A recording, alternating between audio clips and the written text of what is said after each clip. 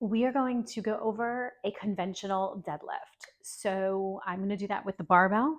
You see that I have bumper plates on my bar. If you are in a gym that has the smaller metal plates that aren't this large, you will probably need to stack some plates underneath to create a platform just so that bar isn't super low to the ground.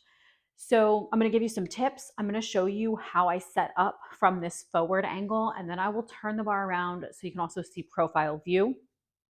When we get that profile view, you are going to lose my feet because they will be blocked by the plates. So just kind of pay attention to where I set my feet right here in this forward facing position. So the deadlift is a hamstring pull movement. It starts on the floor. So you want to make sure that your form, when you go down to that bar, is the right form to lift that bar off of the ground. Our feet are going to be a narrow stance, slightly inside the shoulders. You are going to be super cozy with that bar. That bar should be close to your body the entire time. So you're going to set up with it close to those shins, almost if not touching your shins. We're going to have a hip hinge, and we're going to have some bend in the knees. We are not squatting. So when you see that profile view, you're going to notice that my hips are higher than my knees. And that should be your start and stop point. My hands will come on the outside of my legs. My neck will stay in line with my spine. And the best way that I have clients remember that is to tell them to keep their eyes on their tops of their toes so that we're not breaking our spine by lifting our head up. To look at ourselves in the mirror, which is typically what we're doing, but we don't want to do that. Keeping that head down. This requires you to brace your core, so you should always inhale and hold that breath as you lift, and you slowly exhale as you get to the top, right? So we want to keep that core nice and tight.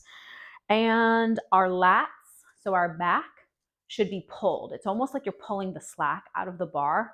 We do not want to see those shoulders round forward. So when we get into that profile view, I will kind of show you what we don't want because you will see it better there. I'm going to show you the setup from the front. So narrow stance, bars close, hips are above those knees, and I got my hands on the outside of my legs.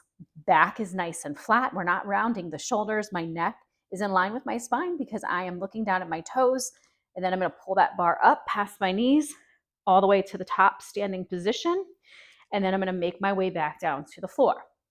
I want you to notice as I do this, my knees are bent, my knees start to straighten all the way straight. The first thing I do is bend at my hips. I'm not changing the bend in my knees until I pass my knees. Then we get to the floor. Come back up, bend at the hips, bar travels down the thighs, past the knees, knees bend. All right, so let's change this bar here. Okay, so narrow stance. I'm going to bend at the hips. Bar is nice and tight to my shins. And I'm going to make sure that my shoulders are pulled back, my back is flat. We do not want to see this. We don't want to see this, okay? We want to lock in those lats and the hips higher than the knees. We don't want to see this, okay? That's a squat. Keep a slight bend in the knees, hips above the knees, back is flat, head is down.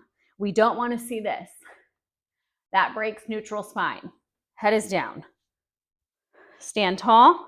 We don't want to see this. So we come to a straight stand. Bar passes the knees, knees bend, tap, come back up. Bar passes the knees, knees bend, and there you have it. There is your conventional deadlift.